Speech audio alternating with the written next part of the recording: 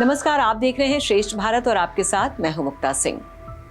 चुनाव रणनीतिकार से राजनेता बने प्रशांत किशोर ने अपनी नई राजनीतिक पार्टी जन स्वराज पार्टी का ऐलान कर दिया है। यानी जन स्वराज के जरिए अब पीके एक्टिव पॉलिटिक्स में सीधा मुकाबला करेंगे। वहीं प्रशांत किशोर बार बार ये दावा कर रहे हैं कि ये पार्टी बाकी दलों से अलग है। तो पीके कई मुद्दों पर नीतीश कुमार और तेजस्वी यादव से अलग राह पर नजर भी आ रहे हैं। ये कुछ वैसा ही है जैसे दिल्ली में आम आदमी पार्टी की लॉन्चिंग के समय अरविंद केजरीवाल कहते थे। वहीं अरविंद केजरीवाल तो पार्टी के गठन के साथ ही सत्ता का स्वाद चख चुके हैं। अब सवाल है कि क्या पीके बिहार में केजरीवाल जैसा करिश्मा दिखा पाएंगे और कब तक बिहार की राजनीति में टिक पाएंगे। विधानसभा चुनाव से ठीक 12 महीने पहले प्रशांत किशोर ने बिहार में अपनी पार्टी लॉन्च की है। दलित समुदाय के मनोज भारती इसके कार्यकारी अध्यक्ष होंगे। गांधी मॉडल पर गठित जन स्वराज 2025 के विधानसभा चुनाव में बिहार की सभी 243 सीटों पर चुनाव लड़ेगी। हालांकि प्रशांत किशोर के लिए डगर थोड़ी मुश्किल भरी जरूर है, क्योंकि बिहार में पिछले 24 साल में अब तक बनी 10 पार्टियों में 6 पार्टी ही अपना अस्तित्व बचा पाई हैं। बाकी 4 पार्टियां तो कब की खत्म हो चुकी हैं। वैसे तो बिहार विधानसभा चुनाव में करीब 1 साल बचे हैं, लेकिन आने वाले दिनों में बिहार की 4 विधानसभा सीटों पर उपचुनाव होने वाले हैं। प्रशांत किशोर पहले ही उपचुनाव लड़ने की घोषणा कर चुके हैं। ऐसे में बिहार की सियासत में प्रशांत किशोर की क्षमताओं की परीक्षा जल्द ही हो सकती है। 4 सीटों के विधानसभा उपचुनाव में प्रशांत किशोर की पार्टी का प्रदर्शन ये तय करेगा कि वो बिहार की सियासत को कितनी अच्छी तरह से समझ पाए हैं। बिहार में पिछले लगभग 35 सालों से आरजेडी और जेडीयू का दबदबा रहा है। आरजेडी ने लगातार 15 साल तक शासन किया, तो जेडीयू ने कभी बीजेपी के साथ मिलकर और कभी आरजेडी के साथ मिलकर राज्य में सरकार चलाई।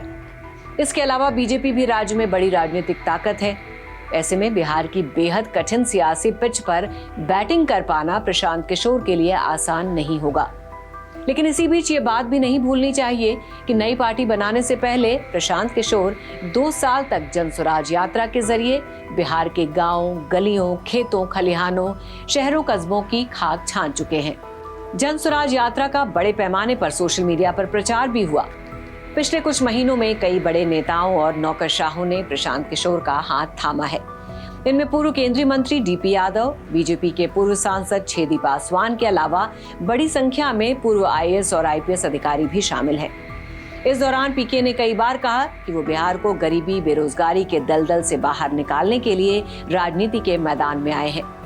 पीके कहते हैं कि बिहार अब जाति और धर्म के नाम पर वोट ना दे, बल्कि विकास के मुद्दे पर अपने जनप्रतिनिधियों को चुने। वहीं नीतीश कुमार की अगुवाई वाली जेडीयू बिहार में अपनी सरकार के दौरान हुए काम गिना रही है, सुशासन को उपलब्धि बता रही है। जेडीयू डबल इंजन से तेज विकास के वादे लेकर जनता के बीच जा रही है। तेजस्वी यादव भी रोजगार पर फोकस किए हुए हैं। तेजस्वी आरजेडी के महागठबंधन सरकार में रहते हुए भर्तियों को अपनी उपलब्धि के रूप में जनता के बीच ले जा रहे हैं।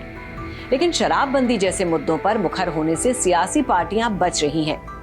पीके कई बड़े मुद्दों पर नीतीश कुमार और तेजस्वी यादव से अलग राह पर बढ़ते नजर आ रहे हैं।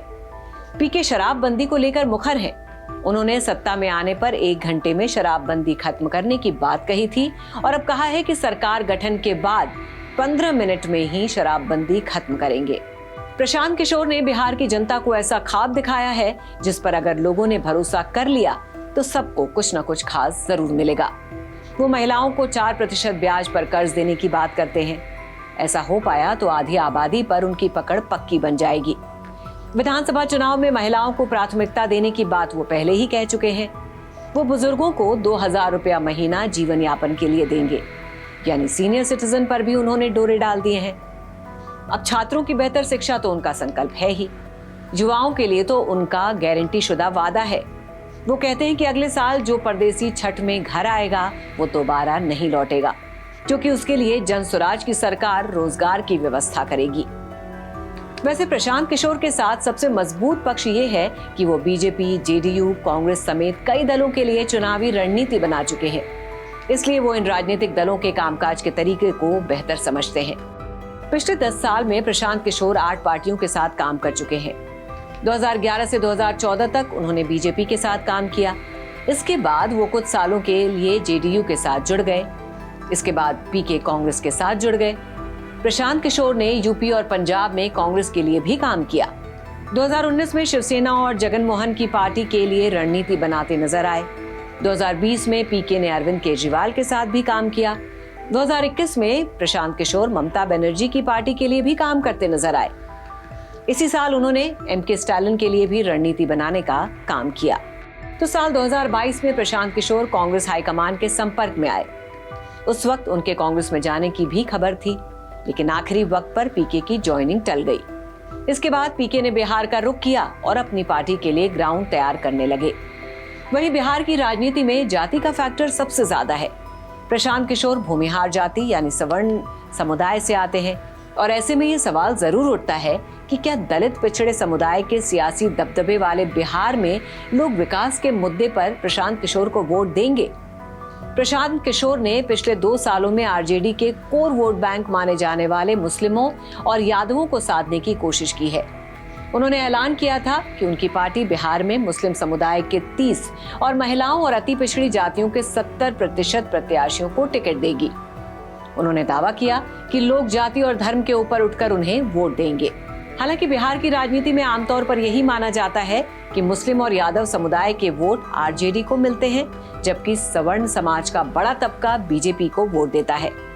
नीतीश कुमार को उनके core vote bank Koeri Kurmi के अलावा अति पिछड़ी जातियों और मुसलमानों का भी समर्थन हासिल होता रहा है। प्रशांत किशोर के जातियों को साधने की राजनीति की वजह से निश्चित रूप से एनडीए और आरजेडी के नेतृत्व वाले महागठबंधन में हलचल जरूर है। तमाम बड़े राजनीतिक दलों के लिए न सिर्फ चुनावी स्क्रिप्ट तैयार करने वाले बल्कि उन्हें जीत दिलाने वाले प्रशांत किशोर की विधानसभा चुनाव में बड़ी परीक्षा होनी है। अब देखना होगा कि प्रशांत किशोर इस परीक्षा में कितने सफल होते हैं। तो आप क्या कहते हैं इस खबर के बारे में? आपका क्या मानना है? प्रशांत किशोर क्या कुछ कमाल दिखा पाएंगे? इस पर हमें कमेंट करके जरूर बताइएगा। खबर को शेयर और लाइक करना बिल्कुल भी ना भूलें। तो फिलहाल के लिए बस इतना ही। बाकी खबरों के लिए देखते रहिए श्रेष्ठ भारत। श्रेष्ठ भारत पर खबरों से जुड़े रहने के लिए चैनल को सब्सक्राइब और लाइक करें, बेल आइकन दबाएं और देखते रहें श्रेष्ठ भारत।